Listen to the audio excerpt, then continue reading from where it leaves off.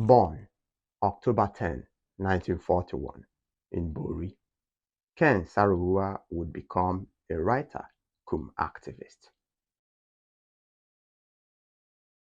At some point, Saro-Wiwa became a lecturer at the University of Lagos, and shortly after that, Ken would join forces with the Republic of Nigeria to commit genocide against his people. Later, after a job well done, Dear Saro-Wiwa was rewarded as a government administrator. His role in the defeat of Biafra also earned him one of the houses of Sir Louis Ojukwu. Saro-Wiwa would claim this property situated at Port Harcourt as an abandoned property, as did some others who played similar roles. The man Saro-Wiwa comes to mind today because there is a man who may be about to face the same fate as Cain. Now, let us meet this man. Born 13 December 1967, Obiakpo Ezenwo Nyesom Wike graduated from Rivers State University of Science and Technology, and between 1999 and 2007 became the executive chairman of Obiakpo local government area. Some years later, Wike was appointed Minister of State for Education on July 14, 2011. Both men are from the old eastern region of Nigeria, and precisely from the present-day South-South.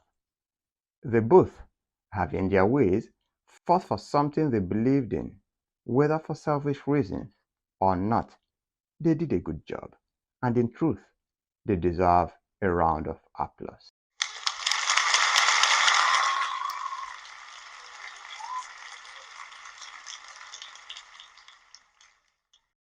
Now, is history about to repeat itself?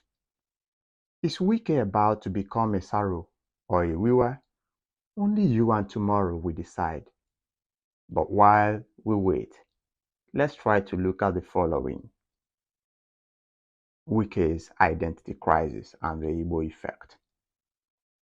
After the presidential primaries of the People's Democratic Party, Nyesom Wike, the governor of Rivers State, has been running from pillar to post. Recently, he conceded to the fact that the duo of Anyim Pius Anyim, of the man of the moment, Peter Obi, of the Igbo extraction, should have been given the support to be the PDP flag bearer. This comes after denying that he is from the Igbo extraction. The mind-boggling question seems to be, is history about repeating itself? Is Nyesom Wike another use and throwaway like Ken Saro-Wiwa? Ken Saro-Wiwa from the outset detested the Igbos and used every opportunity to deny them.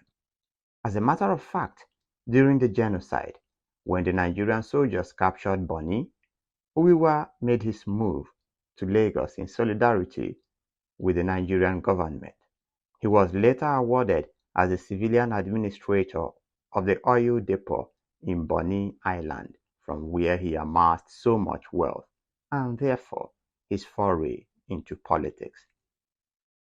In his book, On a Darkling Plain, Ken Saro-Wiwa told the story of how he told General Gowon that the non-Igbos in eastern Nigeria did not want to be joined with the Igbo in the same region and did not want Biafra. This further scuttled the Aburi Accord and eventual division of the eastern region into 3 regions. Many years later, the same government that rewarded him were the ones that executed him. He was a very close pal of the then head of state, General Sani Abacha, who later betrayed and murdered him on 10 November 1995 when he was hanged with 8 other Ogoni elders. He sought audience with Abacha, all to no avail. Saro-Wiwa's death is repeating itself in Nyesom Wike's case, who has stated in public spaces that he is Bini and not Igbo. even when his name, Onyesom, who is with me, is Igbo. After frolicking with the Northerners in the build-up to the 2019 and 2023 election, he was left empty-handed, thereby evoking the question, is history about to repeat itself? Well, it doesn't matter if a particular history wants to repeat itself or another history wants to bet itself. The one important thing every African must remember is an Africa that stands against itself cannot stand at all.